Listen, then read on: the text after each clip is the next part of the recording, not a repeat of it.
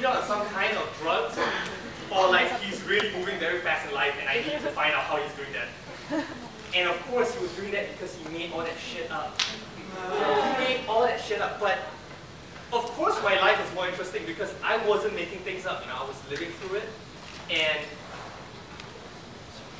writing it down. So I progressed a lot slower. And of course my stories were more interesting. But I wanted to thank him for that vision he gave me. Like he basically set a formula for me to follow. It is, I mean, at the time when I realized that he was just making all this stuff up, I didn't know if I should be angry or I should be happy that it actually got me working on something. So about a year or two after writing this, initially writing the blog was to keep track of my progress as a person. I broke up with my girlfriend from Thailand. That's not a hooker.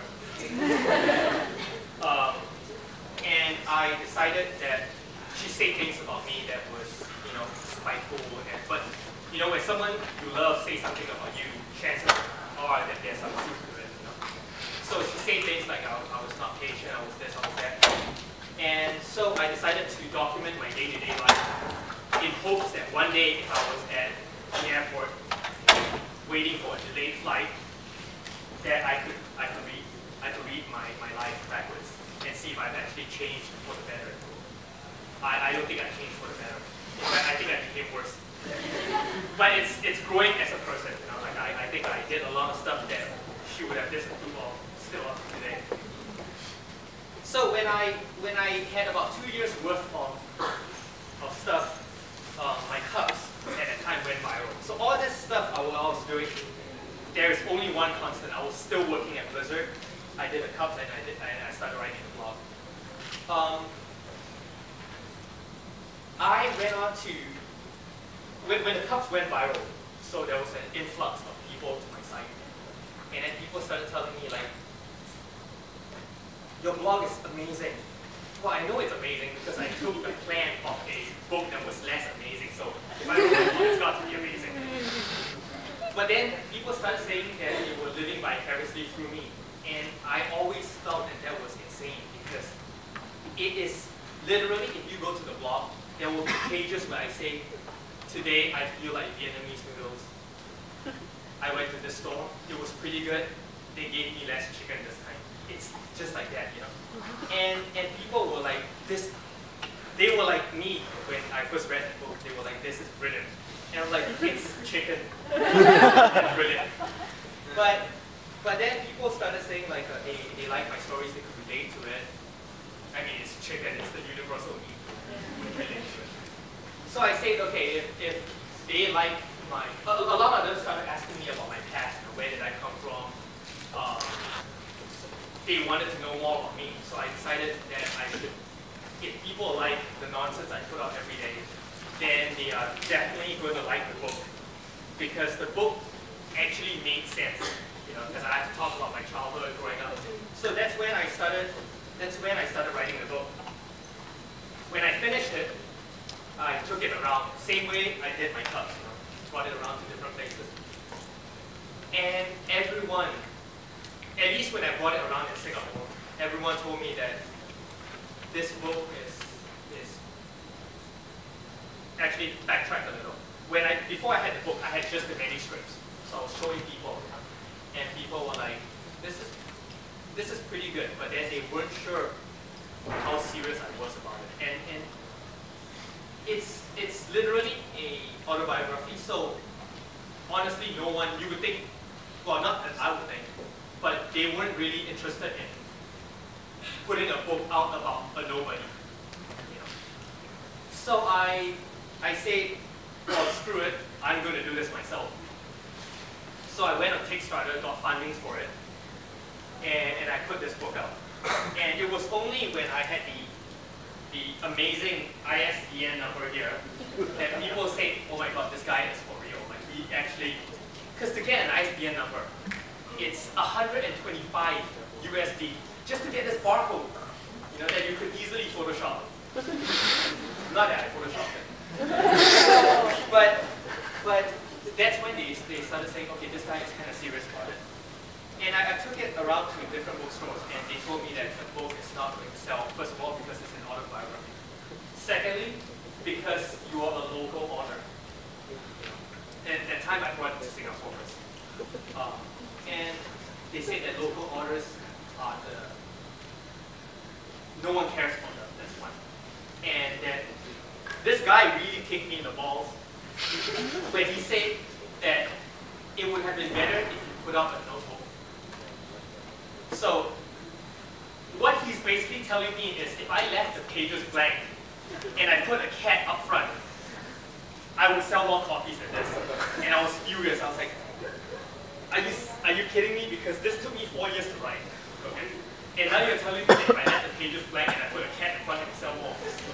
So I went out to all the bookstores to look at how business was like, right? And he was right.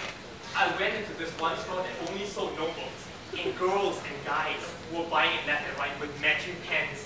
Like, so if this thing was purple, you'll buy a purple pen too. You know? So, but because I put 4 years into it, you know, I decided that I've already put a lot of work. I don't want to take the cheap way out. You know? So I went around, but because I've already worked on this book for 4 years, okay.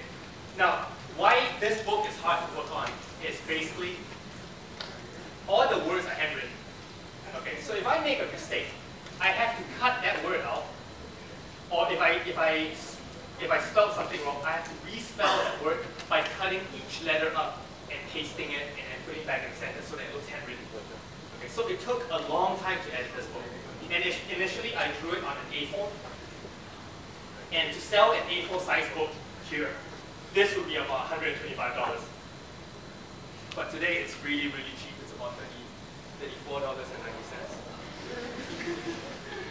But I took 4 years, and at the time, I was convinced that it was no longer good. You know, when you work on something for that long, you start to doubt yourself. So I asked my best friend, and he said, "It's good, I can relate to it." But I didn't believe him because he's my best friend.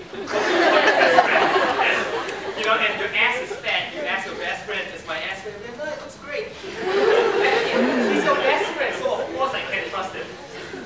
But I put it out anyway, and then that's when I asked people in Singapore, and there was one publisher that said that, yeah, they would take the book, but they would give me 7% profit. They would print 1,000 books for $20 each, and I'll get 7% off it. So I did the math, and I was like, 7% for 4 years, that's like $1 a day. That's like those Christian funds that say for $1 a day.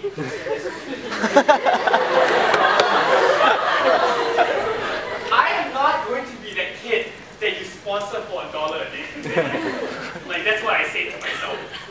So I printed this book, and then I started writing to everyone, every editor. I went online and I said Malaysia's best editor, Google, and then it gave me this bunch of names. And then I got to talk to Alan, and Alan forwarded me my stuff to the rest of the crew in MPH, and they took it, and then they told me. I asked them, how many copies do you want? Because this book was actually released in the States first, through my site. And I sold 300 copies through my site. In America, huge country, on the other side of the huge lake. So, I sold 300 copies, and I brought it to MPH, and MPH said, okay, we will take 3,000 copies. And I was like, in my mind, I was like, 3,000 copies, if I could sell like 500, I'll be laughing about that. You know? 3,000 copies is a lot, you know. And I kept asking Joanna, and I said, "Are you guys serious?" Because I honestly, first of all, I didn't think the book was that good anymore.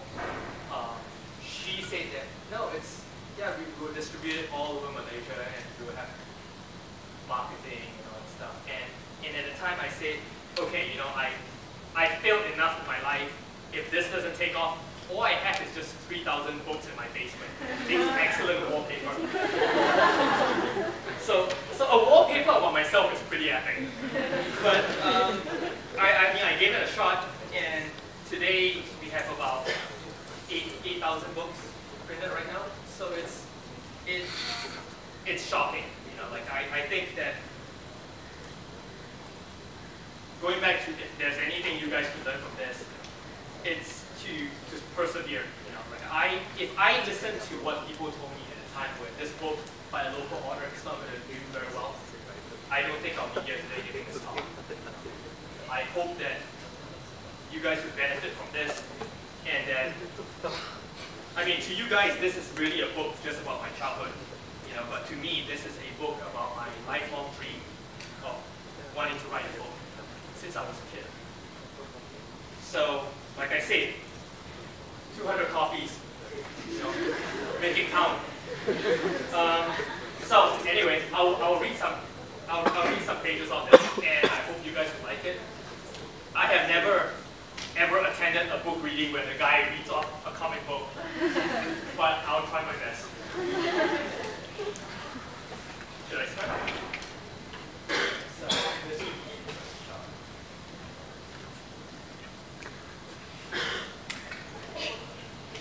I mean, should I start with it? You guys already read this, right? Yeah. Let's go with the other one. Okay. Spring mattress. Don't read yet. Like, find that page. You know what? I'll read it off. Okay, I'll read it off. When I was a kid, I would watch TV and sometimes I would see ads for Disneyland. It would show some dad telling his kids that they were going to Disneyland, and they would be so happy they would jump on their beds. You know, the slow-mo jump. It's really happy. Then I would go to my room and try to jump on my bed. But I never got very high because my bed